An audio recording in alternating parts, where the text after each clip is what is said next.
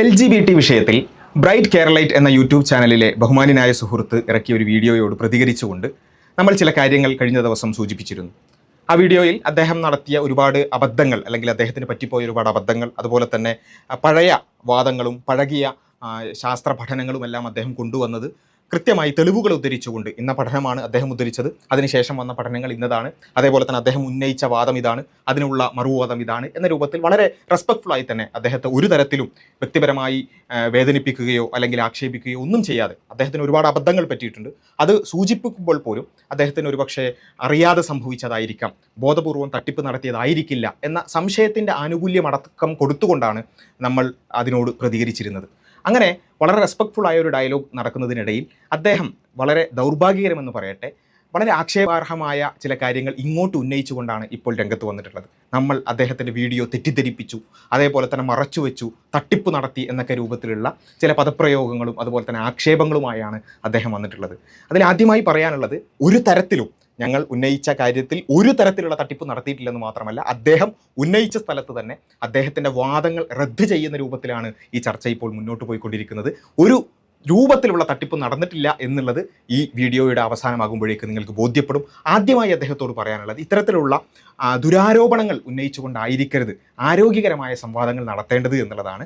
താങ്കൾ എത്രത്തോളം സത്യസന്ധമായാണോ വിഷയങ്ങളെ കൈകാര്യം ചെയ്യാൻ ശ്രമിക്കുന്നത്, അതേപോലെ തന്നെയാണ് മറ്റുള്ളവർ എല്ലാവരും ഈ രൂപത്തിൽ തട്ടിപ്പ് നടത്തുന്നവരും വ്യക്തിഹത്യ ചെയ്യുന്നവരുമാണ് എന്ന രൂപത്തിലുള്ള ഒരു പ്രതീതി ഉണ്ടാക്കാൻ ശ്രമിക്കുന്നത് ഒരിക്കലും ശരിയല്ല. ഇതിനു മുമ്പ് നമ്മൾ ദൈവാസ്തിത്വവുമായി ബന്ധപ്പെട്ടുകൊണ്ടും അതുപോലെ തന്നെ പ്രോബ്ലം ഓഫ് ഈവിൾ അതൊക്കെ ചർച്ച ചെയ്തപ്പോഴും ഇതേ രൂപത്തിൽ സുഹൃത്തിൻ്റെ ഭാഗത്ത് നിന്ന് മറുഭാഗത്ത് തനിക്ക് മറുപടി പറയുന്നവരെല്ലാം അവർ എല്ലാവരും മോശക്കാരാണ്, അവരെല്ലാം വ്യക്തിഹത്യ ചെയ്യുന്നവരാണ്, അവരെല്ലാം മോശം പദപ്രയോഗങ്ങൾ ഉപയോഗിക്കുന്നവരാണ്, ഞാൻ വളരെ മാന്യമായി മാത്രം സംസാരിക്കുന്നവരാണ് എന്ന രൂപത്തിലുള്ള ഒരു പ്രതീതി ഉണ്ടാക്കുക എന്നുള്ളത് ഒരിക്കലും ശരിയല്ല. ഇതെപ്പോഴും മുൻപ് മാത്രമല്ല അതിനുശേഷവും ഇപ്പോൾ വീണ്ടും അത് ആവർത്തിച്ച് കണ്ടതുകൊണ്ടാണ് അങ്ങനെ ഒന്ന് സൂചിപ്പിച്ചത്. അതൊരിക്കലും ശരിയല്ല. പ്രോബ്ലം ഓഫ് ഈവിളുമായി ബന്ധപ്പെട്ടുകൊണ്ടുള്ള ചർച്ചയിൽ പിന്നീട് താങ്കളുടെ മറുപടി കണ്ടിരുന്നില്ല. അത് താങ്കളുടെ ശ്രദ്ധയിൽപ്പെടാത്തതോ അല്ലെങ്കിൽ സമയമില്ലാത്തതോ കൊണ്ടായിരിക്കാം. ആ വിഷയത്തിലേക്ക് കൂടി തിരിച്ചു വരണം എന്നുള്ളത് സാന്ദർഭികമായി സൂചിപ്പിക്കുകയാണ്. ഇവിടെ അദ്ദേഹത്തിൻ്റെ വീഡിയോയിൽ പ്രധാനമായ ഒരു തട്ടിപ്പ് നടത്തി എന്നുള്ളതിലേക്ക് വരുന്നതിന് മുമ്പ് അദ്ദേഹം വീഡിയോയുടെ തുടക്കത്തിലും അവസാനത്തിലും എല്ലാം പറയുന്നത്, ഇവിടെയുള്ള ഹോമോസെക്ഷൽസ് ആയിട്ടുള്ള അല്ലെങ്കിൽ LGBT കമ്മ്യൂണിറ്റിയിലുള്ള ആളുകളോട് ഒരുപാട് ഹെയ്റ്റ് സമൂഹത്തിലുണ്ട്, ഡിസ്ക്രിമിനേഷൻ ഉണ്ട്, അവരെ തെറി വിളിക്കുന്നുണ്ട്, മോശം പദപ്രയോഗങ്ങൾ ഉപയോഗിക്കുന്നുണ്ട്, ആക്ഷേപിക്കുന്നുണ്ട്, അതിനെല്ലാം എതിരാണ് ഞാൻ, അതിനെല്ലാം അനുകൂലിച്ചുകൊണ്ടാണ് മറുഭാഗത്തുള്ളവർ സംസാരിക്കുന്നത് എന്ന രൂപത്തിലുള്ള ഒരു സ്ട്രോമാനാണ് അദ്ദേഹം ആദ്യമായി വെക്കുന്നത്. ഒരു വൈക്കോൽ മനുഷ്യനെ സൃഷ്ടിച്ച് അതിനോട് പടപൊരുതുക എന്നൊക്കെ നമ്മൾ പറയും. സ്ട്രോമാൻ ഫാലസി എന്നാണ് അതിന് പൊതുവെ പറയുക. അതൊരിക്കലും ശരിയല്ല. ഞങ്ങൾ ഒരിക്കലും ഈ വാദവുമായി മുന്നോട്ട് വരുമ്പോൾ താങ്കൾക്ക് മറുപടി പറയുമ്പോൾ ഇവിടെയുള്ള ആളുകളോട് വെറുപ്പ് പുലർത്തണം, അതുപോലെ തന്നെ അവരെ ഡിസ്ക്രിമിനേറ്റ് ചെയ്യണം, അവർക്ക് പൗരാവകാശങ്ങളില്ല, അവരെ തെറി വിളിക്കാം എന്ന് ആരെങ്കിലും പറഞ്ഞു? നമ്മൾ നമ്മുടെ വീഡിയോയിൽ തന്നെ പറഞ്ഞിട്ടുണ്ട്, ഒരു ഇന്ത്യ രാജ്യത്ത് ഒരു പൗരന് അവകാശങ്ങളുണ്ട്. ആ അവകാശങ്ങൾ അവർ ചെയ്യുന്നതിൽ ആരും അവരുടെ സ്വകാര്യത്തിലേക്ക് ഇടപെടുകയോ അല്ലെങ്കിൽ അവരെ പോയി തല്ലുകയോ കൊല്ലുകയോ അല്ലെങ്കിൽ തെറി വിളിക്കുകയോ പോലും ചെയ്യുന്നതിനെ നമ്മൾ അനുകൂലിക്കുന്നില്ല എന്നുള്ള വളരെ കൃത്യമായ സ്റ്റാൻഡിൽ നിന്നുകൊണ്ടാണ് നമ്മൾ പറഞ്ഞത്. എന്നാൽ ആ പ്രവൃത്തിയോട്, സ്വവർഗരതി എന്ന് പറയുന്ന പ്രവൃത്തിയോട് ധാർമ്മികമായി ഞങ്ങൾക്ക് വിയോജിപ്പുണ്ട് എന്നുള്ളത് നമ്മൾ പറഞ്ഞിരുന്നു. ധാർമ്മികമായി വിയോജിക്കുന്നത് എങ്ങനെയാണ് ഹെയ്റ്റ് ആവുക, എങ്ങനെയാണ് ഡിസ്ക്രിമിനേഷൻ ആവുക, എങ്ങനെയാണ് തെറിയാവുക? ഉദാഹരണത്തിന് ഞാൻ ഇവിടെ നിന്ന് പറയുകയാണ്, എനിക്ക് കള്ള് കുടിക്കുന്നത് ധാർമ്മികമായി തെറ്റാണെന്നാണ് ഞാൻ കരുതുന്നത് എന്ന് ഞാൻ പറയാം. അപ്പോൾ വേറൊരാൾ നാളെ മറുപടി പറയുകയാണ്, ഈ ലോകത്ത് അല്ലെങ്കിൽ ഇന്ത്യ രാജ്യത്ത് കോടിക്കണക്കിന് കള്ളുകുടിയന്മാരുണ്ട്, അവരെല്ലാം മനുഷ്യരായി കണക്കാക്കാത്തവനാണ് ഇയാൾ, അവരെല്ലാം വെറുക്കുന്നവനാണ് ഇയാൾ, അവരോടെല്ലാം ഡിസ്ക്രിമിനേഷൻ കാണിക്കുന്നവരാണ് ഇയാൾ, അവരെല്ലാം തെറി വിളിക്കുന്നവരാണ് ഇയാൾ എന്ന് പറഞ്ഞാൽ എങ്ങനെ ഉണ്ടാവും? ഒരു പ്രവൃത്തിയോടുള്ള വിയോജിപ്പ്, അത് തന്നെ ധാർമ്മികപരമായി വിയോജിപ്പാണ് നമ്മൾ പറഞ്ഞത്. അതൊരിക്കലും ഈ പറഞ്ഞ രൂപത്തിൽ തെറിയല്ല. അങ്ങനെ ഇല്ലാത്തൊരു കാര്യം ആരോപിച്ചുകൊണ്ട് ഞാൻ അതിനൊക്കെ എതിരായിട്ടാണ് സംസാരിക്കുന്നത് എന്ന് വരുത്തി തീർക്കുന്നത് ശരിയല്ല. ഇവിടെ നമുക്ക് ബി സ്ട്രെയിറ്റ് ഫോർവേഡ്. നമ്മൾ രണ്ടു കൂട്ടരും ആരെയും തല്ലുന്നതിനോ തെറി വിളിക്കുന്നതിനോ രണ്ടു കൂട്ടരും ആരും സപ്പോർട്ട് ചെയ്യുന്നില്ല. ഇവിടെ വിഷയമെന്ന് പറയുന്നത് തെറി വിളിക്കാൻ പാടില്ല, ആരെയും കൊല്ലാൻ പാടില്ല, തല്ലാൻ പാടില്ല. അതേപോലെ തന്നെ പൗരന് അവൻ്റെ സ്വകാര്യതയിലോ അല്ലെങ്കിൽ അവൻ്റേതായ രൂപത്തിലോ നമ്മൾ തെറ്റുകളാണെന്ന് വിചാരിക്കുന്ന കാര്യങ്ങൾ പോലും ചെയ്യാൻ ഒരു പക്ഷേ അധികാരമുണ്ടായേക്കാം. പക്ഷേ നമ്മുടെ വിഷയം ഒരു കാര്യം ശരിയാണോ തെറ്റാണോ, ധാർമ്മികമായി ശരിയോ തെറ്റോ, അതേപോലെ തന്നെ ശാസ്ത്രീയമായി അതിന് ഇന്ന കാര്യങ്ങളുണ്ടോ എന്ന ചർച്ചയാണ് നടക്കുന്നത്. അവിടേക്ക് തന്നെ എതിർക്കുന്നവരെല്ലാം ഇവിടെ ഹെയ്റ്റ് പ്രചരിപ്പിക്കുന്നവരാണ് എന്ന് പറയുന്നത് ഒരിക്കലും ശരിയല്ലാത്ത ഒരു കാര്യമാണ് സുഹൃത്ത്. അത്തരം കാര്യങ്ങളിൽ നിന്നും വിട്ടുനിൽക്കണം എന്നുള്ളതാണ് ആദ്യമായി സൂചിപ്പിക്കാനുള്ളത്. ഇനി ആരെങ്കിലുമൊക്കെ തെറി പറയുന്നു, അല്ലെങ്കിൽ മാറ്റി നിർത്തുന്നു, അല്ലെങ്കിൽ പൗരാവകാശങ്ങളില്ല എന്ന് പറയുന്നു, കൊല്ലാൻ പറയുന്നു, തല്ലാൻ പറയുന്നു എന്നുണ്ടെങ്കിൽ നമുക്ക് ഒരുമിച്ച് എന്ത് ചെയ്യാം, അവരോട് പറയാം. ഒരു ജനാധിപത്യ രാഷ്ട്രത്തിൽ എല്ലാവർക്കും അവരുടേതായ ഒരു ഇഷ്ടത്തിനനുസരിച്ച് ജീവിക്കാൻ, ഇവിടെ കള്ളുകുടിക്കാൻ അടക്കം സ്വാതന്ത്ര്യമുള്ള സ്ഥലത്ത് നമുക്ക് തെറ്റാണെന്ന് വിചാരിക്കുന്ന പല കാര്യങ്ങളും ചെയ്യുന്നവരുണ്ടാകാം. അതിനോട് ധാർമ്മികമായി വിയോജിക്കുക എന്നുള്ളതിനപ്പുറത്ത് അവരെ തെറി വിളിക്കുന്നത് ശരിയല്ല എന്ന് നമ്മൾ നേരത്തെ ഉദ്ധരിച്ചിട്ടുള്ള LGBT ആക്ടിവിസ്റ്റായിട്ടുള്ള ശീതൽ ശ്യാമുമായുള്ള സംവാദത്തിലടക്കം നമ്മൾ തുടങ്ങുന്നത് തന്നെ, സ്റ്റാർട്ടിംഗ് സ്റ്റേറ്റ്മെൻറ്റ് തന്നെ ഇവിടെ പലതരത്തിലുള്ള ആക്ഷേപ പദപ്രയോഗങ്ങൾ ഉപയോഗിക്കുന്നുണ്ട്. 9 എന്ന് വിളിച്ചുകൊണ്ട്, പെണ്ണനെന്ന് വിളിച്ചുകൊണ്ട്, അങ്ങനെ പല രൂപത്തിലുള്ള പദപ്രയോഗങ്ങളിലൂടെ ഇത്തരക്കാരായ ആളുകളെ പദപ്രയോഗങ്ങളിലൂടെ ആക്ഷേപിക്കുന്നുണ്ട്. അത് ശരിയല്ല എന്ന് പറഞ്ഞുകൊണ്ടാണ് ഞങ്ങൾ നടത്തിയ 5 ലക്ഷത്തോളം ആളുകൾ കണ്ടിട്ടുള്ള സംവാദം പോലും ഞങ്ങൾ നടത്തിയിട്ടുള്ളത്. അപ്പോൾ അങ്ങനെയുള്ള ഞങ്ങളോട് ഞങ്ങൾക്കില്ലാത്തൊരു വാദം ഞങ്ങളുടെ മേൽ വെച്ചുകെട്ടി ഇവരൊക്കെ വെറുപ്പുൽപാദകരാണ് എന്ന് പറയുന്നത് ശരിയല്ല. നമ്മൾ ആശയപരമായി അങ്ങോട്ടും ഇങ്ങോട്ടും വിയോജിക്കുകയാണ് വേണ്ടത്, ദുരാരോപണങ്ങൾ ഉന്നയിക്കുകയല്ല എന്നുള്ളതാണ്. ഇനി നമുക്ക് പ്രധാന വിഷയത്തിലേക്ക് വരാം. ഞാൻ എന്തോ ഒരു കാര്യം, അദ്ദേഹം പറയാത്തൊരു കാര്യം വളച്ചൊടിച്ച് തിരിമറി നടത്തിക്കൊണ്ട് അദ്ദേഹത്തിൻ്റെ മേൽ ആരോപിച്ചു, എന്നിട്ട് ഞാൻ തട്ടിപ്പ് നടത്തി എന്നുള്ളതാണ് അദ്ദേഹത്തിൻ്റെ ആരോപണം. അതിന് ഞാൻ സംസാരിക്കുന്ന കാര്യം അദ്ദേഹം കാണിച്ചുകൊണ്ടാണത് പറയുന്നത്. വളരെ രസകരമാണ് ആ കാര്യം. നമുക്ക് അദ്ദേഹം ഈ കാര്യം സംസാരിച്ചുകൊണ്ട് എൻ്റെ ക്ലിപ്പ്, എൻ്റെ സംസാര ഭാഗം കേൾപ്പിക്കുന്നതും ഞാൻ എന്താണ് പറയുന്നത് എന്നുള്ളതും അതിനുശേഷം അദ്ദേഹം എന്താണ് ഉദ്ധരിക്കുന്നത് എന്നുള്ളതും നമുക്ക് പരിശോധിച്ച് നോക്കാം. വളരെ രസകരമാണ്.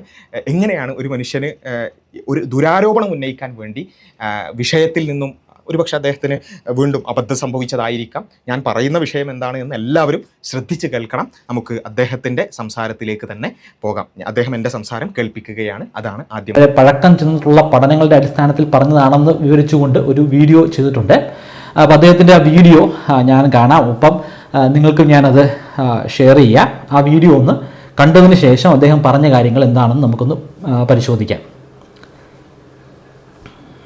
ഒന്നാമതായി അദ്ദേഹം ചെയ്യാൻ ശ്രമിക്കുന്നത് ഹോമോസെക്ഷുവാലിറ്റി ജെനറ്റിക് ആണ്, അതായത് ജീനിൽ തന്നെ ഹോമോസെക്ഷുവാലിറ്റിയുടെ മാർക്കേഴ്സ് ഉണ്ട്, അല്ലെങ്കിൽ ചില ജീനുകളിൽ തന്നെ നമുക്കത് കാണാൻ സാധിക്കും എന്നുള്ള ഒരു പഠനം ആണ് അദ്ദേഹം ഉദ്ധരിക്കാൻ ശ്രമിക്കുന്നത്. ഇവിടെ കൃത്യമായി മനസ്സിലാക്കുക, നമ്മൾ ഏത് വിഷയമാണ് സംസാരിക്കുന്നത് എന്നുള്ളത് കൃത്യമായി എല്ലാവരും മനസ്സിലാക്കി പോകണം കേട്ടോ. ഇതോടുകൂടി ഈ വിഷയം ഇവിടെ തീരണം. അതായത് ജെനറ്റിക് മാർക്കേഴ്സ് ഉണ്ട് എന്നുള്ളതിന് അദ്ദേഹം ഒരു പഠനം, അതായത് ഹോമോസെക്ഷുവാലിറ്റിക്ക് ജെനറ്റിക് മാർക്കേഴ്സ് ഉണ്ട് എന്നുള്ളതിന് അദ്ദേഹം ഒരു പഠനം ഉദ്ധരിക്കുകയാണ് എന്ന് പറഞ്ഞുകൊണ്ട് അദ്ദേഹത്തിൻ്റെ സംസാരം കേൾപ്പിച്ചുകൊണ്ടാണ് ഞാൻ സംസാരിക്കുന്നത് കേട്ടോ. ഏതാണ് വിഷയം എന്നുള്ളത് എല്ലാവരും നോട്ട് ചെയ്യുക. പറ്റുമെങ്കിൽ ഒരു നോട്ട് പുസ്തകം എടുത്തിട്ട് അതിൽ എഴുതി വെക്കുക. ആദ്യം നമുക്ക് അദ്ദേഹത്തിന്റെ വാചകങ്ങൾ കേൾക്കാം. 1993 ഡീൻ ഹാമർ എന്ന ഗവേഷകൻ നടത്തിയ ഒരു ഗവേഷണത്തിലൂടെ ഒരു വ്യക്തിയുടെ എക്സ് ക്രോമസോമിൽ അടങ്ങിയിരിക്കുന്ന XQ28 ആ വ്യക്തിയെ ഗേ ആക്കുന്നതിൽ വലിയ പങ്കുണ്ടെന്ന് കണ്ടെത്തിയിരുന്നു. അപ്പോൾ 1993 ഒരു പഠനമാണ് അദ്ദേഹം ഉദ്ധരിച്ച സയൻസ് മാഗസിനിൽ പ്രസിദ്ധീകരിച്ചതാണ്, ഡീൻ ഹോമർ. അപ്പം കൃത്യമായി മനസ്സിലാക്കുക ഏതാണ് പഠനം. 1993 XQ28 ജെനറ്റിക് മാർക്കേഴ്സ് ഉണ്ട്, അല്ലെങ്കിൽ ഈ ഹോമോസെക്ഷുവാലിറ്റിയുമായി ബന്ധപ്പെട്ടുകൊണ്ടുള്ള മാർക്കേഴ്സ് ഉണ്ട് എന്ന് പറയുന്ന ഡീൻ ഹാമറിന്റെ പഠനമാണ് അദ്ദേഹം ഉദ്ധരിക്കുന്നത്. ഒരു വ്യക്തിയുടെ എക്സ് ക്രോമസോമിൽ അടങ്ങിയിരിക്കുന്ന XQ28 ആ വ്യക്തിയെ ഗേ ആക്കുന്നതിൽ വലിയ പങ്കുണ്ടെന്ന് കണ്ടെത്തിയിരുന്നു. അപ്പൊ വിഷയം എന്താണ്? XQ28 ആണ് കേട്ടോ. XQ28 ആണ് വിഷയം. അതിന് അദ്ദേഹത്തിന്റെ സംസാരം കേൾപ്പിച്ചു. അദ്ദേഹത്തിന്റെ സംസാരത്തിൽ XQ28 ആണല്ലോ പറഞ്ഞത്. ഇനി ഞാൻ എന്താണ് അതിന് മറുപടി പറയുന്നത് എന്ന് ഡീൻ ഹോമർ ആണ് നടത്തിയിട്ടുള്ളത്. അതിൽ പറഞ്ഞത് XQ28 എന്തുണ്ട്, ഹോമോസെക്ഷുവാലിറ്റിയുമായി ബന്ധപ്പെട്ടുകൊണ്ടുള്ള ജീൻ ഉണ്ട് എന്നുള്ളതാണ്. എക്സിന്റെ Q8 അതുണ്ട് എന്നുള്ളതാണ്, അതിലേക്ക് നയിക്കുന്ന ഫാക്ടേഴ്സ് ഉണ്ട് എന്നുള്ളതാണ് പറഞ്ഞിട്ടുള്ളത്. അപ്പം ഇത് 1993 നടന്നിട്ടുള്ള പഠനമാണ്. പ്രിയപ്പെട്ട സുഹൃത്ത്, ഒരിക്കലും വളരെ ബോധപൂർവം പിന്നെ അബദ്ധം കാണിച്ചു അല്ലെങ്കിൽ തട്ടിപ്പ് കാണിച്ചു എന്നൊന്നും ഞാൻ പറയുന്നില്ല. അത് ശ്രദ്ധയിൽപ്പെടാത്തത് കൊണ്ടായിരിക്കാം. നമ്മൾ മനസ്സിലാക്കേണ്ട ഒരു കാര്യം, 93 ഈ സ്റ്റഡീസ് പിന്നീടുള്ള സ്റ്റഡീസ് കൊണ്ട് തള്ളിപ്പോയിട്ടുണ്ട്. 93 സ്റ്റഡീസ് ആണ് സുഹൃത്ത് ഉദ്ധരിച്ചെന്നുണ്ടെങ്കിൽ 1993 സയൻസ് മാഗസിനിൽ പ്രസിദ്ധീകരിച്ചതാണ് സുഹൃത്ത് ഉദ്ധരിച്ചെന്നുണ്ടെങ്കിൽ 1999 ഇതേ സയൻസ് ജേർണലിൽ തന്നെ, സയൻസ് മാഗസിനിൽ തന്നെ നമുക്ക് മറ്റൊരു പഠനം കാണാൻ സാധിക്കും. നിങ്ങൾക്ക് കാണാം. അതിന് ഓരോന്നിന്റെ പഠനത്തിന്റെ റെഫറൻസ് ഞാൻ താഴെ കൊടുക്കുന്നത് നിങ്ങൾക്ക് പരിശോധിക്കാവുന്നതാണ്. Males homosexuality, absence of linkage to microsatellite markers at XQ28 എന്ന് പറഞ്ഞുള്ള പഠനം. വീണ്ടും കൃത്യമായി മനസ്സിലാക്കുക, അദ്ദേഹം XQ28 ഉദ്ധരിച്ചു. ഞാൻ അതിനുശേഷം 6 വർഷങ്ങൾക്ക് ശേഷം നടന്നിട്ടുള്ള പഠനത്തിൽ അത് ഇല്ല എന്ന് പറഞ്ഞ പഠനം ഉദ്ധരിച്ചു. അവിടെയും XQ28 കുറിച്ചാണ് സംസാരിക്കുന്നത്. ഇതിന് അദ്ദേഹം വല്ല മറുപടി പറഞ്ഞോ? ഞാൻ അദ്ദേഹത്തിൻ്റെ ഫുൾ വീഡിയോ ഞാൻ കണ്ടു, അതിൽ ഇതിനൊരു മറുപടിയും പറഞ്ഞിട്ടില്ല. അപ്പോൾ ഏതായാലും XQ28 ആണ് കേട്ടോ വിഷയം. മറുപടി പറയാത്തൊന്നും നമുക്കൊരു വിഷയമല്ല, പക്ഷേ ദുരാരോപണം ഉന്നയിക്കരുത്, അത്ര മാത്രമേ ഉള്ളൂ. അപ്പോൾ ഏതായാലും XQ28 തന്നെയാണ് വിഷയം. അവിടെ ഞാൻ ഒരു പഠനം ഉദ്ധരിച്ചു, 99 ഒരു പഠനം ഉദ്ധരിച്ചു. അതിനുശേഷം ഞാൻ സംസാരിക്കാം. 1999 ആണ് ഏപ്രിൽ 23 സയൻസിലാണ് അത് പ്രസിദ്ധീകരിച്ചിട്ടുള്ളത്. അപ്പം 93-ലെ പഠനം 99-ലെ പഠനം കൊണ്ട് എന്ത് ചെയ്തിട്ടുണ്ട്, അങ്ങനെ ഒരു സംഭവം ഇല്ല എന്നുള്ളത് വളരെ കൃത്യമായി കൊണ്ട് തന്നെ നമുക്ക് ബോധ്യപ്പെട്ടിട്ടുണ്ട്. മാത്രമല്ല അതിനുശേഷം അതിന്റെ ഫോളോ അപ്പ് സ്റ്റഡീസ് ആയിക്കൊണ്ട് ഈ വിഷയങ്ങളുമായി ബന്ധപ്പെട്ടുള്ള സ്റ്റഡീസ് ഒരുപാട് നമുക്ക് കാണാൻ സാധിക്കും. 99-ൽ തന്നെ ജെയിം ബെയ്ലി അദ്ദേഹത്തിന്റെ കൂടെയുള്ളവർ നടത്തിയിട്ടുള്ള പഠനം, അതേപോലെ തന്നെ 2000-ൽ മക്നൈറ്റും അതുപോലെ തന്നെ മാൽക്കോമും നടത്തിയിട്ടുള്ള പഠനം, ഇതിലൊക്കെ അപ്പോൾ വീണ്ടും ശ്രദ്ധിക്കുക എന്തിനെ കുറിച്ചുള്ള സ്റ്റഡീസ് ആണ്. 99-ൽ വീണ്ടും വേറൊരു സ്റ്റഡി ഞാൻ ഉദ്ധരിക്കുകയാണ്, ബെയ്ലിയുടെ വേറെ സ്റ്റഡി ഉപയോഗിക്കുകയാണ്. 2000-ലെ വേറെ മക്നൈറ്റിന്റെയും മാൽക്കോമിന്റെയും വേറെ സ്റ്റഡി ഉദ്ധരിക്കുകയാണ്. ഒക്കെ എന്തിന്റെ വിഷയത്തിലാണ്, എല്ലാം കൃത്യമായിട്ട് മനസ്സിലാക്കണം. XQ28-ന്റെ വിഷയത്തിലാണ്. XQ28-ൽ ഈ ഹോമോസെക്ഷാലിറ്റിയിലേക്കുള്ള മൈക്രോമാർക്കേഴ്സ് ഉണ്ടോ എന്നുള്ളതാണ്.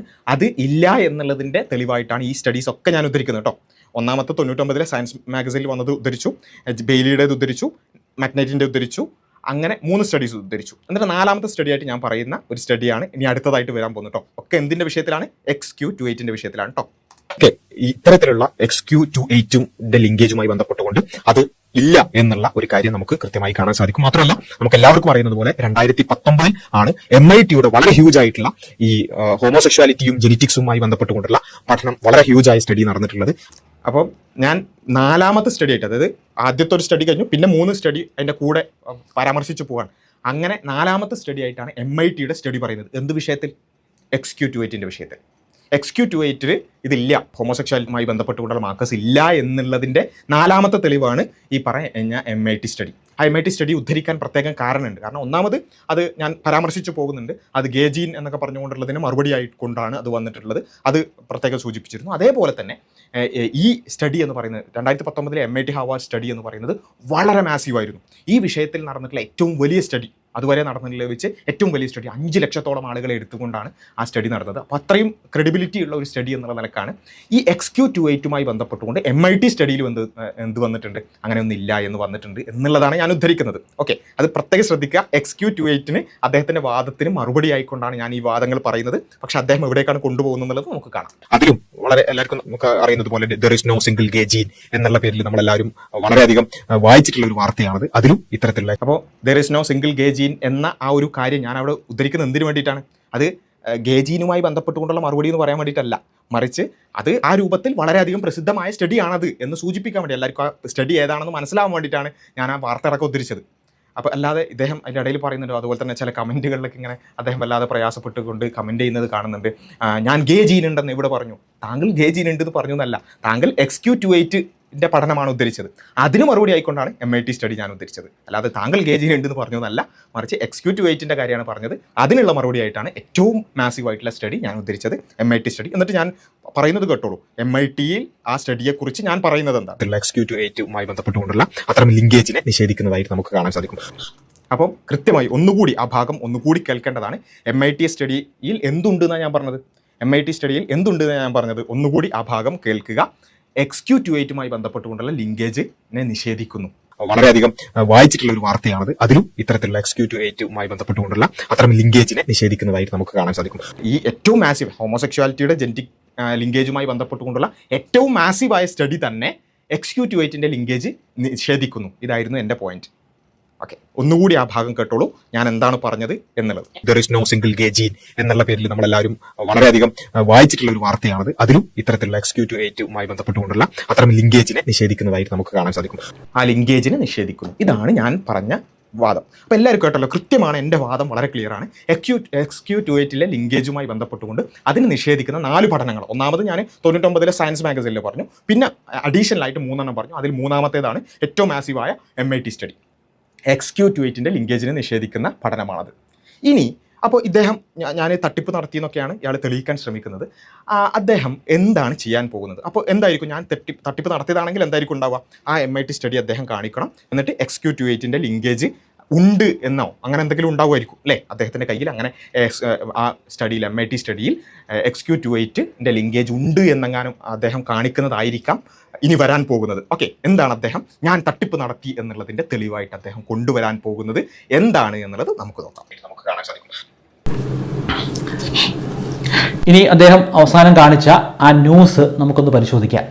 ആ ന്യൂസ് ഒന്ന് താഴേക്ക് സ്ക്രോൾ ചെയ്യുമ്പം നിങ്ങൾക്ക് അവിടെ വ്യക്തമായിട്ട് എഴുതിയിരിക്കുന്ന ചില വാചകങ്ങൾ, ചില ഫാക്റ്റുകൾ കാണാൻ സാധിക്കും. ഒരു വ്യക്തി ഹോമോസെക്ഷൽ ആകുന്നത് ഒരൊറ്റ ജീനിന്റെ അടിസ്ഥാനത്തിലല്ല, അനവധി ജീനുകളുടെ അല്ലെങ്കിൽ പോളിജീനിന്റെ ഒരു സാന്നിധ്യം കാരണമാണ്. കണ്ടോ, അപ്പോൾ അദ്ദേഹം ഞാൻ എന്തിനു വേണ്ടിയിട്ടാണ് ഉദ്ധരിച്ചത്? XQ28 ലിങ്കേജ് ഇല്ല എന്ന് പറയാൻ വേണ്ടി. എന്നിട്ട് അതിൽ അദ്ദേഹം കൊണ്ടുപോയി വെക്കുന്നത് പോളിജനിക് ഇൻഹെറിറ്റൻസ് ആണ് എന്നുള്ളത് അതിലുണ്ട് എന്നാണ്. പോളിജനിക് ഇൻഹെറിറ്റൻസ് ഉണ്ട് എന്നുള്ളത് കൊണ്ട് XQ28 ഉണ്ടെന്ന് വരുമോ? XQ28 ലിങ്കേജ് ഉണ്ടെന്ന് വരുമോ? ഇല്ല. അതാണ് എൻ്റെ പോയിന്റ് എന്ന് പറയുന്നത്. XQ28 ലിങ്കേജ് അതിനെ നിഷേധിക്കുന്നു MIT സ്റ്റഡി എന്നുള്ളതായിരുന്നു എൻ്റെ പോയിന്റ്. താങ്കൾ അതിനെ തെറ്റാണെന്ന് പറയണമെങ്കിൽ, അത് തട്ടിപ്പാണെന്ന് പറയണമെന്നുണ്ടെങ്കിൽ എന്താ ചെയ്യേണ്ടത്? XQ28 ലിങ്കേജ് MIT സ്റ്റഡിയിലുണ്ടെന്ന് പറയണം. അതിനുള്ള തെളിവ് കാണിക്കണം. അതിന് തെളിവ് കാണിക്കുന്നതിന് പകരം പോളിജനിക് ഇൻഹെറിറ്റൻസ് എന്ന് വെച്ചാൽ ഒരുപാട് ജീനുകൾ ആണ് സ്വാധീനിക്കുന്നത് എന്നതാണ് അതിൽ പറയുന്നത്. ആ വിഷയത്തിലേക്ക് ഞാൻ അതിന് വേറെ മറുപടി പറഞ്ഞിട്ടുമുണ്ട്. അപ്പോൾ ഏതായാലും ആ വിഷയത്തിലേക്ക് നമുക്ക് വരാം. ഇപ്പോൾ ഇവിടെ വിഷയം XQ28 ആണ്. XQ28 ഈ പറഞ്ഞ ലിങ്കേജ് ഉണ്ട് എന്ന് MIT സ്റ്റഡിയിലുണ്ടോ? ഇല്ല എന്നുള്ളത് നിഷേധിക്കുന്നു എന്നുള്ളതാണ് ഞാൻ പറഞ്ഞത്. താങ്കൾ അതിന് മറുപടി പറഞ്ഞത് വേറൊരു വിഷയം പറഞ്ഞാൽ ഷിഫ്റ്റ് ചെയ്യുന്ന ഗോൾ പോസ്റ്റ് എന്ന് പറയും. ഗോൾ പോസ്റ്റ് അങ്ങോട്ട് മാറ്റിയിട്ട് ചെറുതായിട്ട് അങ്ങ് ഗോൾ അടിച്ചു. അപ്പോൾ ഇത് എന്തുകൊണ്ടാണ് ഇങ്ങനെയൊക്കെ നടത്തേണ്ട ആവശ്യമുണ്ടോ? നമുക്ക് മാന്യമായി വിഷയങ്ങൾ വളരെ ആത്മാർത്ഥമായി പിന്നെ സത്യസന്ധമായിട്ടല്ലേ സംസാരിക്കേണ്ടത് അല്ലെങ്കിൽ ചർച്ച ചെയ്യേണ്ടത്? ഞാൻ XQ28 പറയുന്നു, താങ്കൾ പോളിജനിക് ഇൻഹെറിറ്റൻസ് പറയുന്നു.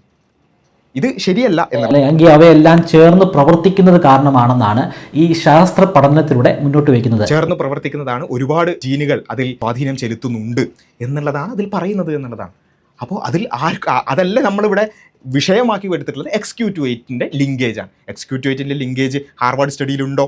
ഇല്ല. എന്ന് മാത്രമല്ല, ഇനി നമുക്ക് ഹാർവാർഡ് മാഗസിനിൽ തന്നെ ഈ സ്റ്റഡീസ് നടത്തിയിട്ടുള്ള ആളുകൾ തന്നെ അത് വിശദീകരിക്കുന്നത് നമുക്ക് കാണാൻ സാധിക്കും. നീൽ ഈ സ്റ്റഡി നടത്തിയിട്ടുള്ള ഏറ്റവും പ്രധാനപ്പെട്ട ആളായിട്ടുള്ള നീൽ തന്നെ അതിനെ വിശദീകരിക്കുന്ന കാര്യങ്ങൾ നമുക്ക് ഹാർവാർഡ് മാഗസിനിൽ ഈ വിഷയവുമായി ബന്ധപ്പെട്ടുകൊണ്ട് തന്നെ നമുക്ക് കാണാൻ സാധിക്കും. എന്താണ് ഞാൻ പറഞ്ഞത്, എന്താണ് ഹാർവാർഡ് മാഗസിനിലടക്കം ഈ വിഷയത്തിൽ എന്താണ് പറഞ്ഞിട്ടുള്ളത് എന്നുള്ളത് ഈ സ്റ്റഡി നടത്തിയ ആളുകൾ തന്നെ പറയട്ടെ.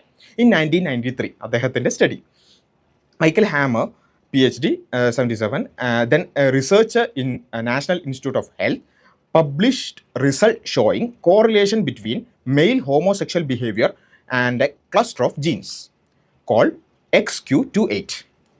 93 അദ്ദേഹം ഉദ്ധരിച്ച ആ സ്റ്റഡിയാണ് പറയുന്നത് XQ28 അങ്ങനെ ഒരു സംഭവം ഉണ്ട് എന്നുള്ള ഒരു പഠനം ഉണ്ടായി. At the tip of X chromosome. Exactly which gene in this cluster may be involved has proven elusive.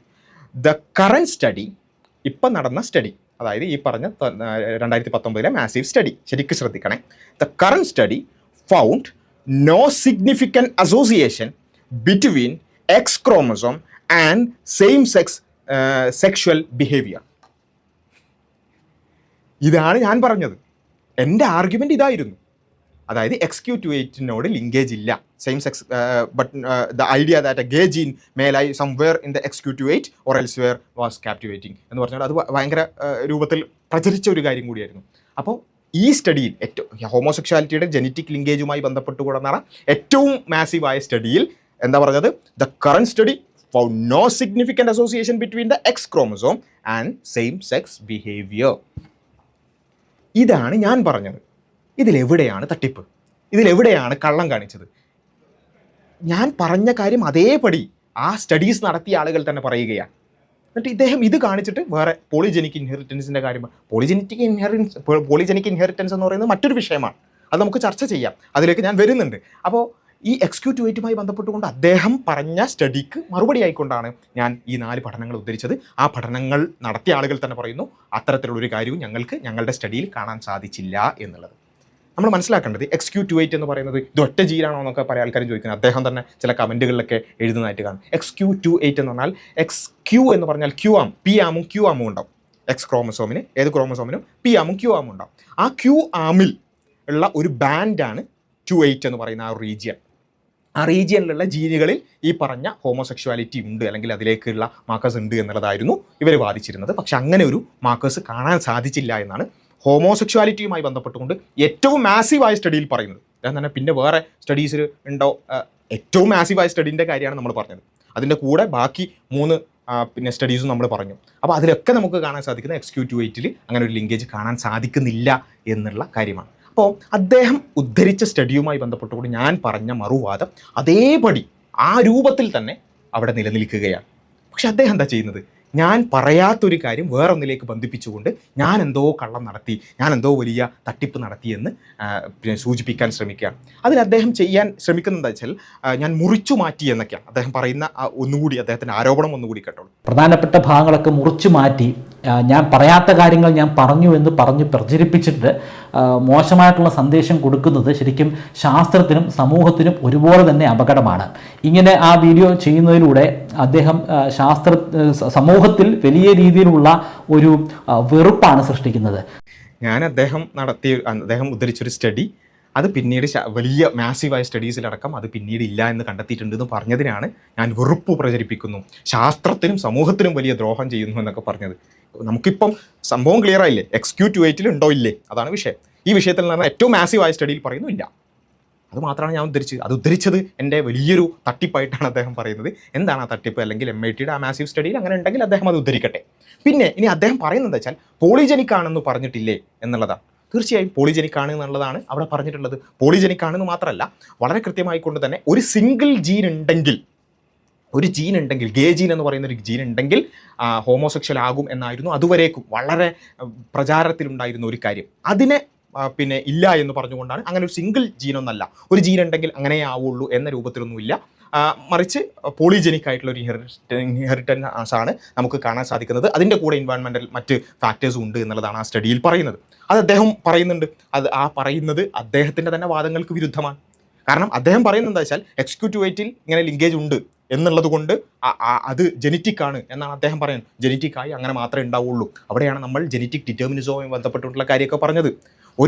ഒരു ബിഹേവിയർ, ഒരാൾക്ക് ഒരു ബിഹേവിയർ ഉണ്ടാവാൻ പല കാരണങ്ങളുണ്ടാകും. അതിൽ ജനറ്റിക് ആയിട്ടുള്ള കാരണങ്ങളുണ്ടാകും, എപ്പിജനിക് ആയിട്ടുള്ള കാരണങ്ങളുണ്ടാകും, എൻവയോൺമെൻറ്റൽ ആയിട്ടുള്ള ഫാക്ടേഴ്സ് ഉണ്ടാകും, അങ്ങനെ പല കാര്യങ്ങളുണ്ടാകും. നമ്മളുടെ വാദം എന്താണ്? നമ്മളുടെ വാദം ഒരൊറ്റ ജീൻ ഉള്ളത് കൊണ്ട് അത് അങ്ങനെയേ ആവുള്ളൂ, അല്ലെങ്കിൽ ഈവൻ ഒരു പോളിജനിക് ആണെങ്കിൽ പോലും കുറച്ച് ജീനുകളുണ്ട്, അവർ അങ്ങനെയേ ആവുകയുള്ളൂ എന്ന് പറയാൻ നമുക്ക് ബയോളജി നമ്മൾ അനുവദിക്കുന്നില്ല. അതിനാണ് നമ്മൾ ജനറ്റിക് ഡിറ്റർമിനിസം എന്ന് പറയാം. ഒരു ജീനാണെങ്കിലും കുറച്ച് ജീനുകളാണെങ്കിലും അങ്ങനെ ഉണ്ടെങ്കിൽ അവർ ഹോമോസെക്ഷൽ മാത്രമേ ആവുള്ളൂ, ഇവർ ഇങ്ങനെ മാത്രമേ ആവുള്ളൂ എന്ന രൂപത്തിൽ അങ്ങനെ ജനറ്റിക് ഡിറ്റർമിനിസം പറയാൻ നമ്മളെ അനുവദിക്കുന്നില്ല. ഈ വിഷയം ഞാൻ എന്ത് ചെയ്തിട്ടുണ്ട്, പിന്നീട് മറുപടി പറഞ്ഞിട്ടുണ്ട്. അത് വേറൊരു വിഷയമാണ്. ജീൻ ഉണ്ടെങ്കിൽ പിന്നെ എങ്ങനെ എന്നുള്ള ചോദ്യത്തിന് ഞാൻ എൻ്റെ മുൻപുള്ള വീഡിയോയിൽ തന്നെ മറുപടി പറഞ്ഞിട്ടുണ്ട്. ഇനി ജീനിലുണ്ടെന്ന് വെക്കുക, തലച്ചോറിലുണ്ടെന്ന് വെക്കുക, അവരങ്ങനെ ആവുമെന്ന് വെക്കുക, എന്നാൽ തന്നെ എന്താണ് ഇവിടെ ജീനിൽ പലതരത്തിലുള്ള ചിന്താഗതികളുള്ളവരുണ്ടാകും, പലതരത്തിൽ തലച്ചോറ് വയേർഡായ രൂപത്തിൽ തന്നെ പലതരം ചിന്താഗതികളുള്ളവരുണ്ടാകും. പക്ഷേ അങ്ങനെ ഉണ്ട് എന്നുള്ളത് കൊണ്ട് അത് മോറലാകുമോ? പലതരത്തിലുള്ള പാരാഫീലിയാസ്, അതിനൊക്കെ ജനറ്റിക് മാർക്കേഴ്സ് ഉണ്ട് എന്നുള്ളത് നമുക്ക് പല പഠനങ്ങളിലും കാണാൻ സാധിക്കും. പാരാഫീലിയാസ് എന്ന് പറഞ്ഞാൽ സമൂഹത്തിൽ പൊതുവേ നമ്മൾ ഈ തെറ്റായ സെക്ഷൽ പ്രാക്ടീസസ് അല്ലെങ്കിൽ സെക്ഷൽ തോട്ട്സ് എന്നൊക്കെ നമ്മൾ പറയുന്ന പലതരത്തിലുള്ള പീഡോഫീലിയ ആകട്ടെ, സൂഫീലിയ ആകട്ടെ, ബെസ്റ്റിയാലിറ്റി ആകട്ടെ, അത്തരത്തിലുള്ള പല ചിന്തകൾ, അതിനൊക്കെ ജനറ്റിക് മാർക്കേഴ്സ് ഉണ്ട് എന്നുള്ള പഠനങ്ങൾ നമുക്ക് കാണാൻ സാധിക്കും. എന്ന് വെച്ച് നമ്മൾ ആരെങ്കിലും അതൊക്കെ ശരിയാണെന്ന് പറയുമോ? ഇല്ലല്ലോ. അപ്പോൾ അവിടെയാണ് നമ്മൾ മനസ്സിലാക്കേണ്ടത്. ഇവിടെ ക്വസ്റ്റ്യൻ ഈസ് മോറൽ ക്വസ്റ്റ്യൻ. അത് ശരിയോ തെറ്റോ എന്നുള്ളതാണ്. അതിൻ്റേതായ മാനദണ്ഡങ്ങളിൽ വേണം നമ്മൾ ഡിബേറ്റ് ചെയ്യാൻ. അത് അദ്ദേഹം കാണാതെ ഞാൻ XQ28 ബന്ധപ്പെട്ടുകൊണ്ടുള്ള പറഞ്ഞ പഠനത്തെ അത് പോളിജനിക് ഉണ്ട് എന്ന് പറഞ്ഞല്ലോ, അത് ഞാൻ എൻ്റെ വീഡിയോയിൽ പറഞ്ഞിട്ടുണ്ടല്ലോ, അതുകൊണ്ട് അത് മറച്ചു വെച്ചില്ലേ എന്നാണ് ചോദ്യം. മറച്ചു വെച്ചിട്ടില്ല. വളരെ കൃത്യമായിക്കൊണ്ട് തന്നെ XQ28 ബന്ധപ്പെട്ടുകൊണ്ട് താങ്കൾ പറഞ്ഞ പഠനം അത് ഔട്ട്ഡേറ്റഡ് ആണ്, അല്ലെങ്കിൽ അത് പഴകിയ പഠനമാണ്. അതിനുശേഷം നടന്ന മാസീവ് സ്റ്റഡിയിൽ അത് തള്ളിപ്പോയിട്ടുണ്ട്. ഇതാണ് എൻ്റെ വാദം. അത് അവിടെ തന്നെ നിൽക്കുന്നു. അതേപോലെ തന്നെ അദ്ദേഹം നടത്തിയ ബാക്കി ഒരുപാട് അബദ്ധങ്ങളുണ്ടായിരുന്നു. ആ അബദ്ധങ്ങളൊന്നും അദ്ദേഹം പറയുന്നില്ലെന്ന് മാത്രമല്ല, ഇവിടെ പോളിജനിക് ആണെന്ന് പറയുമ്പോൾ തന്നെ നമ്മൾ വളരെ കൃത്യമായി തന്നെ മനസ്സിലാക്കേണ്ട ഒരു കാര്യം, ഇങ്ങനെയുള്ള ഒരുപാട് ജീൻ അതിലേക്ക് പ്രീഡിസ്പോസ് ചെയ്തിരിക്കാം എന്നുള്ളതാണ് ആ സ്റ്റഡിയിൽ നമുക്ക് കാണാൻ സാധിക്കുന്നത്. അല്ലാതെ ഇന്ന ജീനുകൾ ഉള്ളത് കൊണ്ട് ഇങ്ങനെ മാത്രമേ ആവുള്ളൂ എന്ന രൂപത്തിലല്ല. ഇതേ ഹാർവാർഡ് മാഗസിനിൽ തന്നെ ഈ നീൽ അദ്ദേഹം വിശദീകരിക്കുന്നുണ്ട്. It is effectively impossible to predict an individual sexual behaviour from their genome. ഒരാളുടെ ജീനോമിൽ നിന്ന് ഒരാളുടെ സെക്ഷുവൽ ബിഹേവിയർ പ്രെഡിക്റ്റ് ചെയ്യുക എന്നുള്ളത് ഇറ്റ് ഈസ് എഫക്റ്റീവ്ലി ഇംപോസിബിൾ ആണ് എന്നുള്ളതാണ് അദ്ദേഹം പറയുന്നത്. അപ്പോൾ ജീനോം അങ്ങനെ ആയതുകൊണ്ട് അവർ ജനിതകമായി അങ്ങനെ തന്നെയാണ് എന്ന് പറയുന്ന വാദത്തെയാണ് ഈ പിന്നെ സ്റ്റഡിയിലൂടെ ഇല്ലായ്മ ചെയ്യുന്നത് എന്നുള്ളത് നമ്മൾ മനസ്സിലാക്കുക. ഇനി ഈ ഒരുപാട് ജീനുകളുടെ കാര്യം പറഞ്ഞല്ലോ, തീർച്ചയായും അതിലേക്ക് നയിക്കുന്നത് എന്ന രൂപത്തിൽ കാണുന്ന ഒരുപാട് ജീനുകളുണ്ട്. ആ ജീനുകളെക്കുറിച്ച് എന്താണ് പറയുന്നത്? So it's not clear how any of the 5 significant genetic variants of the study pointed to might act. Some leave tantalizing hints at biology of sexual attraction അതിനെക്കുറിച്ച് ക്ലിയർ അല്ല. കാരണം എന്താ വെച്ചാൽ അതിനുള്ള ഒരുപാട് അസോസിയേഷൻസ്, ഹോർമോൺ റിലേറ്റഡ് എഫക്ട്സ്, അതുപോലെ തന്നെ male pattern ബാൾഡ്നെസ്, അതുപോലെ തന്നെ ടെസ്റ്റോസ്റ്റിറോൺ, അതുപോലെ തന്നെ ഈവൻ സ്മെല്ലുമായി ബന്ധപ്പെട്ടുകൊണ്ടല്ല ഇങ്ങനെയുള്ള അതിലേക്ക് നയിക്കാൻ സാധ്യതയുള്ളത് എന്ന രൂപത്തിലുള്ള കുറച്ച് ജീനുകളാണ് അതിൽ പറഞ്ഞിട്ടുള്ളത്. അതല്ലാതെ ഇന്ന ജീനുകളുള്ളത് കൊണ്ട് ഇവരിങ്ങനെ ആവുകയുള്ളൂ എന്ന ഒരു കാര്യമേ ആ സ്റ്റഡിയിൽ പറയുന്നില്ല. ഈ കാര്യങ്ങളൊക്കെ ഞങ്ങൾ മുൻപുള്ള വീഡിയോകളിലും, ഞാൻ എൻ്റെ വീഡിയോയിൽ തന്നെ പറഞ്ഞല്ലോ, നമ്മുടെ മുൻപുള്ള വീഡിയോകളിലും നമ്മുടെ സംവാദങ്ങളിലൊക്കെ വളരെ ക്ലിയറായി ഈ പോളിജനിക് ഇൻഹെറിറ്റൻസും ജനറ്റിക് ഡിറ്റർമിനൻസും ഒക്കെ വളരെ വിശദീകരിച്ചുകൊണ്ട് സംസാരിച്ചിട്ടുള്ള കാര്യമാണ്. നമ്മൾ എക്സിക്യൂട്ടീവായിട്ടുമായി ബന്ധപ്പെട്ടുകൊണ്ടുള്ള പഠനത്തിന് മറുപടി പറഞ്ഞ ഒരു കാര്യം എടുത്തിട്ട് പോളിജനിക് ഇൻഹെറിറ്റൻസിലേക്ക് കൊണ്ടുപോയിട്ട് എന്തോ തട്ടിപ്പ് നടത്തി എന്ന് വരുത്തി തീർക്കാനുള്ള ശ്രമം വളരെ അപലപനീയമാണ് എന്ന് മാത്രമാണ് പറയാനുള്ളത്. ഇനി ഇത്രയൊക്കെ ചെയ്ത സ്ഥിതിക്ക് നമ്മൾക്ക് ഒന്ന് ആലോചിച്ച് നോക്കാം. അദ്ദേഹം ഒരു വീഡിയോ ചെയ്തു. ആ വീഡിയോയിലുള്ള ഒരു 4-ലധികം അബദ്ധങ്ങൾ നമ്മൾ ചൂണ്ടിക്കാണിച്ചു. 4-ലധികം വലിയ അബദ്ധങ്ങൾ നമ്മൾ ചൂണ്ടിക്കാണിച്ചു. ആ അബദ്ധങ്ങളെക്കുറിച്ചൊക്കെ ഒന്നും മിണ്ടാതെ ഒറ്റ വിഷയം മാത്രം എടുത്തിട്ട്, അത് തന്നെ മറ്റൊരു വിഷയത്തെക്കുറിച്ച് സംസാരിച്ച സാധനം മാത്രം എടുത്തിട്ട് തട്ടിപ്പ് നടത്തി എന്ന് പറഞ്ഞുകൊണ്ടാണ് അദ്ദേഹം ചെറിയൊരു വീഡിയോ ഇറക്കിയത്. അപ്പോൾ ബാക്കി അബദ്ധങ്ങളോ നമുക്ക് അദ്ദേഹത്തോട് ചോദിക്കാനുള്ളത്, അദ്ദേഹം ഒരിക്കലും വീണ്ടും ഞാൻ പറയുന്നു, അദ്ദേഹത്തെ വ്യക്തിപരമായി ഏതെങ്കിലും രൂപത്തിൽ അദ്ദേഹം മോശക്കാരനാക്കുക, അദ്ദേഹം ഒരുപക്ഷെ പഠിച്ചുകൊണ്ടിരിക്കുന്ന ഒരു വിഷയമായിരിക്കാം, അദ്ദേഹം കൂടുതൽ പഠിക്കട്ടെ എന്നുള്ളത് തന്നെയാണ് നമ്മൾക്കും പറയാനുള്ളത്. പക്ഷേ മറന്നുപോയിക്കൊണ്ട് അദ്ദേഹം ഒഴിവാക്കി പോയിട്ടുള്ള ചില ചോദ്യങ്ങളിലേക്ക് വീണ്ടും അദ്ദേഹത്തിൻ്റെ ശ്രദ്ധ ക്ഷണിക്കുക മാത്രമാണ് ഞങ്ങൾ ചെയ്യുന്നത്. മുൻപുള്ള വീഡിയോയിൽ പറഞ്ഞ അതേ കാര്യങ്ങൾ തന്നെ ആവർത്തിക്കുകയാണ്.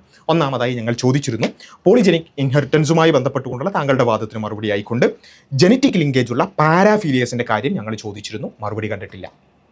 അതായത് ഇദ്ദേഹം അവസാനത്ത് എത്തിയിട്ടുള്ളത് അങ്ങനെ ഒറ്റ ജീനൊന്നും ഇല്ല, അല്ലെങ്കിൽ അങ്ങനെ ഒന്നും കാണാൻ സാധിക്കുക. എക്സിക്യൂട്ടീവേറ്റിൻ്റെ കാര്യമൊക്കെ പറയുന്നുണ്ടെങ്കിലും അങ്ങനെ ഒന്നുമില്ല. എന്നാൽ എന്തുണ്ട്, പോളിജനിക് ഇൻഹെറിറ്റൻസ് ഉണ്ട്.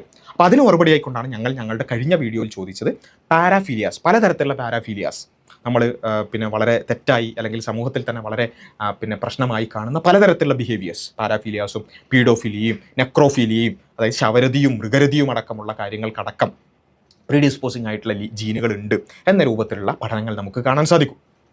അപ്പോൾ ഈ ഹോമോസെക്ഷുവാലിറ്റിക്ക് പ്രീഡിസ്പോസിങ് ആയിട്ടുള്ള ജീനുകൾ ഉണ്ട് എന്നുള്ളത് അത് ശരിയാണ് എന്നുള്ളതിൻ്റെ തെളിവാണെങ്കിൽ ഈ പറഞ്ഞ മറ്റ് കാര്യങ്ങളും ശരിയാണോ? അത് ധാർമ്മികമായി ശരിയാണോ?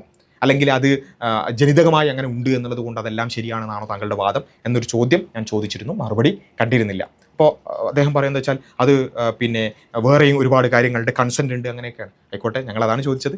ജനിതകമായി ഉണ്ട് എന്നുള്ളത് കൊണ്ട് ഒരു കാര്യം ശരിയാകുമോ? ഇതാണ് ചോദ്യം. താങ്കൾ ഇവിടെ ഉന്നയിച്ചത് ജനിതകമായി ഈ പോളിജനിക് ഇൻഹെറിറ്റൻസ് ഉള്ളത് കൊണ്ട് ഹോമോസെക്ഷുവാലിറ്റി ശരിയാണ് എന്ന താങ്കളുടെ വാദത്തിന് മറുപടി ആയിക്കൊണ്ടാണ് ഞങ്ങൾ ചോദിക്കുന്നത്. പോളിജനിക് ഇൻഹെറിറ്റൻസ് ഉള്ള വേറെ പല കാര്യങ്ങളുണ്ട്, അതൊക്കെ ശരിയാകുമോ? ശരിയാകുമെങ്കിൽ ആകുമെന്ന് പറയുക, ഇല്ലെങ്കിൽ ഇല്ല എന്ന് പറയുക. ഇല്ല എന്നാണ് പറയുന്നതെങ്കിൽ അതിൻ്റെ കാരണവും പറയുക. അടുത്ത ഞങ്ങളുടെ ചോദ്യം വളരെ പ്രധാനപ്പെട്ടതായി ഞങ്ങൾ കഴിഞ്ഞ വീഡിയോയിൽ താങ്കൾ തന്നെ അബദ്ധത്തിൽ ഉദ്ധരിച്ചതായിരിക്കാം ഒരു സ്റ്റഡിയുമായി ബന്ധപ്പെട്ടുകൊണ്ട് ഞങ്ങൾ ചോദിച്ചിരുന്നു. മോണോസൈഗോട്ടിക് ട്വിൻസിന് പൂർണ്ണമായി, അതായത് 2 ട്വിൻസിനും ഒരേ സൈഗോട്ടിൽ നിന്നുള്ള 2 ട്വിൻസിനും 100% ഒരേപോലെയുള്ള സെക്ഷൽ ഓറിയൻറ്റേഷൻ അല്ല കാണിക്കുന്നത്. അതായത് ഒരാൾ ഹോമോസെക്ഷൽ ആണെങ്കിൽ മറ്റേ ആൾ ഹോമോസെക്ഷൽ ആവണം നിർബന്ധമില്ല. അദ്ദേഹം ഉദ്ധരിച്ച സ്റ്റഡിയിൽ 52% പറഞ്ഞിരുന്നത്. അതിനുശേഷം നമ്മൾ പഴകിയ പഠനം മാറ്റിവെച്ചിട്ട് നമ്മൾ പുതിയ പഠനം പറഞ്ഞപ്പോൾ അതിൽ ഏകദേശം 25-ൽ താഴെയാണ് അതിൻ്റെ ശതമാനം കാണുന്നത്. എന്ന് വെച്ചാൽ ഈവൻ അദ്ദേഹം എടുത്ത പഴയ പഠനം മാത്രം എടുക്കുക, പഴകിയ പഠനം തന്നെ എടുത്താലും 50% മാത്രമാണ് ഈ പറഞ്ഞ മോണോസൈഗോട്ടിക് ട്വിൻസിൽ ഈ പറഞ്ഞ കാര്യം കാണുന്നത്. അപ്പോൾ അതിൻ്റെ അർത്ഥം എന്താണ്? ഞങ്ങൾ കൃത്യമായി ചോദിച്ചിരുന്നു, ജനിതകമായി മാത്രമാണ് ഒരാളുടെ സെക്ഷുവാലിറ്റി നിർണ്ണയിക്കപ്പെടുന്നത് എങ്കിൽ അങ്ങനെ ഉണ്ടാവാൻ പാടില്ല. അപ്പോൾ അതിനർത്ഥം ജനിതകമായിട്ടല്ലാതെയും ഉണ്ട് എന്നല്ലേ? അപ്പോൾ താങ്കൾ ഇത്രയും നേരം വാദിച്ചുകൊണ്ടിരിക്കുന്നത് എന്തിനു വേണ്ടിയിട്ടാണ്? ഇപ്പോൾ താങ്കൾ അവസാനം ചെയ്ത വീഡിയോ ആകുമ്പോഴേക്ക് ഏകദേശം അതിൻ്റെ കാര്യങ്ങൾ ക്ലിയറായി വരുന്നുണ്ട്. മറ്റ് ഒരുപാട് ഫാക്ടേഴ്സ്, എൻവയോൺമെൻറ്റൽ ഫാക്ടേഴ്സൊക്കെ ഉണ്ടാവുമോ? അതായത് ഇപ്പോൾ നമ്മുടെ വിഷയം ഇത്രയേ ഉള്ളൂ, ജനിതകമായി മാത്രമാണോ ഒരാൾ ഹോമോസെക്ഷൽ ആകുന്നത്? അങ്ങനെയാണെങ്കിൽ ആണ് എന്ന് പറയുക, ഇല്ലെങ്കിൽ ഇല്ല എന്ന് പറയുക. ഇല്ലെങ്കിൽ പിന്നെ നമ്മൾ എന്ത് ചെയ്തു? പഴയ വാദം പിന്നെയും പറയാൻ പറ്റില്ല. അവരങ്ങനെയേ ആവുള്ളൂ, അവർ ജനിതകമായി അങ്ങനെയാണ് എന്ന വാദം ഇനി പറയാൻ പാടില്ല. ഏതായാലും നമ്മളൊരു ചർച്ചയൊക്കെ നടത്തുമ്പോൾ അതിനൊരു റിസൾട്ട് വേണമല്ലോ. അപ്പോൾ നമ്മൾ ഈ ഒരു ചർച്ചയുടെ ഭാഗമായിക്കൊണ്ട് ഇനി അങ്ങോട്ട് ജനിതകമായി അവരങ്ങനെയാണ്, അവർക്ക് അങ്ങനെ ആവുള്ളൂ എന്ന ഒരു വാദം ഇനിയെങ്കിലും പറയാതിരിക്കുക. അല്ലെങ്കിൽ ഈ മോണോസൈഗോട്ടിക് ട്വിൻസുമായി ബന്ധപ്പെട്ടുകൊണ്ട് താങ്കൾ തന്നെ ഉദ്ധരിച്ച പഴയ പഠനവും ഞങ്ങൾ ഉദ്ധരിച്ച പുതിയ പഠനത്തിലൊക്കെ പറയുന്ന കാര്യങ്ങളുമായി ബന്ധപ്പെട്ടുകൊണ്ട് ഞങ്ങൾ ചോദിച്ച ചോദ്യത്തിന് മറുപടി പറയുക. മൂന്നാമത്തതായി താങ്കൾ മറന്നുപോയ ഒരു ചോദ്യം, ജനറ്റിക് ഡിറ്റർമിനിസം ശാസ്ത്രം ഒഴിവാക്കിയ ആശയമാണെന്നും അതിനാൽ ജീനുകളിൽ ഏതെങ്കിലും ബിഹേവിയർ തേടിപ്പോകുന്നതിൽ അർത്ഥമില്ല എന്നും ഞങ്ങൾ പറഞ്ഞിരുന്നു. ഈ പോളിജനിക് ഇൻഹെറിറ്റൻസിൻ്റെ കാര്യമൊക്കെ പറഞ്ഞപ്പോൾ അതിന് മറുപടി ആയിക്കൊണ്ടാണ് ഞങ്ങൾ ആ വിഷയം പറഞ്ഞത്. അദ്ദേഹത്തിന് അത് കണക്ട് ചെയ്യാൻ പറ്റിയിട്ടില്ല എന്ന് തോന്നുന്നുണ്ട്. അപ്പോൾ ഏതായാലും അതിനൊക്കെ മറുപടിയായിട്ടാണ് ഈ ജനറ്റിക് ഡിറ്റർമിനിസം പറഞ്ഞത്. അപ്പോൾ അതുകൊണ്ട് ഏതെങ്കിലും ഒരു ബിഹേവിയർ അത് ജീനിലുണ്ട് അല്ലെങ്കിൽ അത് ജീനിലില്ല, ജീനിലുണ്ടെങ്കിൽ അങ്ങനെ ആവുള്ളൂ എന്ന് പറയുന്ന ജനറ്റിക് ഡിറ്റർമിനിസം അതൊക്കെ തള്ളിപ്പോയ ശാസ്ത്രമാണ്, പഴകിയ ശാസ്ത്രമാണ് എന്നുള്ളത് നമ്മൾ പറഞ്ഞിരുന്നു. പ്രതികരണം കണ്ടിട്ടില്ല, അടുത്ത വീഡിയോയിൽ അദ്ദേഹം പ്രതികരിക്കുമായിരിക്കാം. അതേപോലെ തന്നെയാണ് INH3യുമായി ബന്ധപ്പെട്ടുകൊണ്ടുള്ള അതിലുള്ള വ്യത്യാസത്തെക്കുറിച്ച് താങ്കൾ ഉദ്ധരിച്ച പഴയ സ്റ്റഡീസ് താങ്കൾ ഉദ്ധരിച്ചിരുന്നു. അതിനുശേഷമുള്ള പുതിയ സ്റ്റഡീസ് നമ്മൾ ഉദ്ധരിച്ചിരുന്നു. മറുപടി പറയാൻ ഒന്ന് ഓർമ്മിപ്പിക്കുകയാണ്, മറന്നുപോയതായിരിക്കാം. അടുത്തതായി താങ്കൾ വലിയ ഒരു ആർഗ്യുമെൻ്റായിട്ട് വീഡിയോയുടെ തുടക്കത്തിലും അവസാനത്തിലും പറഞ്ഞ ഒരു കാര്യമായിരുന്നു, മൃഗങ്ങളിൽ സ്വർഗാനുരാഗമുണ്ട്, അതുകൊണ്ട് അത് പ്രകൃതിപരമാണ് എന്നുള്ളതാണ് അദ്ദേഹം പറഞ്ഞത്. അപ്പോൾ നമ്മളതിന് മറുപടി ആയിക്കൊണ്ട് പറഞ്ഞിരുന്നു, മൃഗങ്ങളിൽ സ്വർഗാനുരാഗം എന്ന് അദ്ദേഹം പറയുന്ന കുറച്ച് കാര്യങ്ങൾ എന്നുള്ളത് മാത്രമല്ല, അവിടെ ഫോഴ്സ്ഫുൾ ആയിട്ടുള്ള ഒരു ലൈംഗിക ബന്ധം പോലും നമുക്ക് കാണാൻ സാധിക്കും. നമ്മുടെ ഒരു ഭാഷയിൽ പറയുകയാണെങ്കിൽ റേപ്പ്, ബലാത്സംഗം, അതുപോലെ തന്നെ പ്രസവിച്ച കുട്ടികൾ അപ്പം തന്നെ കഴിക്കുക, ഭക്ഷണം കഴിക്കുക എന്നുള്ളതൊക്കെ നമുക്ക് അങ്ങനെ പലതും നമുക്ക് മൃഗങ്ങളുടെ ലോകത്ത് കാണാൻ സാധിക്കും. വന്യമൃഗങ്ങളാണല്ലോ, വന്യമായ പലതും കാണാൻ സാധിക്കും. അപ്പോൾ അങ്ങനെയുള്ള വന്യമായ കാര്യങ്ങളൊക്കെ നമുക്ക് ധാർമ്മികമായി ശരിയാണ് അല്ലെങ്കിൽ പ്രകൃതിപരമാണ് എന്ന് പറയാൻ സാധിക്കുമോ എന്ന ചോദ്യം നമ്മൾ ചോദിച്ചിരുന്നു. അദ്ദേഹം ഒരുപക്ഷെ ശ്രദ്ധയിൽപ്പെടാത്തത് കൊണ്ടായിരിക്കാം മറുപടി പറഞ്ഞിട്ടില്ല. അതിന് ഒരു മറുപടി പറയണം എന്നുള്ളത് അടുത്ത പ്രാവശ്യം അദ്ദേഹത്തോട് ഒന്ന് ഓർമ്മപ്പെടുത്തുകയാണ്. നമ്മൾ പറഞ്ഞിരുന്നു എന്താണ് പ്രകൃതിപരം പ്രകൃതി വിരുദ്ധം എന്നുള്ളത് കൊണ്ട് നമ്മൾ ഉദ്ദേശിക്കുന്നത്, അല്ലെങ്കിൽ ഇതിനെ പ്രകൃതി വിരുദ്ധം എന്നൊക്കെ പറയുന്ന ആൾക്കാർ എന്താണ് ഉദ്ദേശിക്കുന്നത്, മനുഷ്യനൊരു പ്രകൃതമുണ്ട്, ആ പ്രകൃതത്തിന് വിരുദ്ധം എന്ന രൂപത്തിലാണ് അത് ഉദ്ധരിക്കുന്നത്, അല്ലെങ്കിൽ അത് ആ കാര്യം ആ വേർഡ് പോലും പല ആളുകൾ ഉപയോഗിക്കുന്നത് എന്ന് നമ്മൾ പറഞ്ഞിരുന്നു. അതല്ലാതെ പ്രകൃതിയിലുണ്ടോ എന്ന് നോക്കി ഒരു കാര്യം ചെയ്യാൻ നിന്നാൽ പലതും നമുക്ക് എന്ത് ചെയ്യേണ്ടി വരും. ഈവൻ ബലാത്സംഗം പോലും എന്ന് വെച്ചാൽ ഫോഴ്സ്ഫുൾ ആയിട്ടുള്ള ലൈംഗിക ബന്ധം പോലും നമുക്ക് പ്രകൃതിയിൽ കാണാൻ സാധിക്കും. അപ്പോൾ പ്രകൃതിയിലുള്ളതാണോ ഒരു മാനദണ്ഡം? ഇനി അദ്ദേഹത്തിന് അങ്ങനെ ഒരു വാദമുണ്ടെങ്കിൽ അത് പറയുക, പ്രകൃതിയിലുള്ളതെല്ലാം പ്രകൃതിപരമാകുന്നു, അതുകൊണ്ട് മനുഷ്യന് ചെയ്യാവുന്നതാണോ എന്നൊരു വാദം ഉണ്ടെങ്കിൽ അദ്ദേഹം അത് പറയുക. അതല്ല, പ്രകൃതിയിലുള്ള കാര്യങ്ങളെല്ലാം നമുക്ക് ചെയ്യാൻ പറ്റില്ല, ചിലതൊക്കെ ചെയ്യാൻ പറ്റും എന്നുണ്ടെങ്കിൽ ആ ചിലത് ചെയ്യുന്നതിൻ്റെ മാനദണ്ഡം എന്താണ് എന്ന് പറഞ്ഞാൽ മതി. ഇനി നമ്മൾ വളരെ പ്രധാനപ്പെട്ടതായിട്ട് പറഞ്ഞൊരു കാര്യം, ഈ സയൻസും ജെനറ്റിക്സും ഒക്കെ പറയുമ്പോൾ നമ്മൾ പറഞ്ഞിരുന്നു ഇതൊക്കെ ഉണ്ട് എന്ന് വാദത്തിന് വേണ്ടി സമ്മതിച്ചാൽ തന്നെ സയൻസ് ജസ്റ്റ് എക്സ്പ്ലെയിൻസ്, അതൊരിക്കലും എന്ത് ചെയ്യില്ല, മൊറാലിറ്റി പറയില്ല. Science is morally neutral. Science പഠിക്കുന്ന ഏതൊരാളും ഏറ്റവും അടിസ്ഥാനപരമായി പഠിക്കുന്ന ഒരു കാര്യമാണ് സയൻസ് മോറലി ന്യൂട്രലാണ്. സയൻസ് കാര്യങ്ങളെ എക്സ്പ്ലെയിൻ ചെയ്യുക എന്നുള്ളതല്ലാതെ ഇന്നത് ശരിയാകുന്നു, ഇന്ന് തെറ്റാകുന്നു, ഇന്നത് നന്മയാകുന്നു, ഇന്ന് തിന്മയാകുന്നു എന്നൊരിക്കലും സയൻസ് പറയില്ല.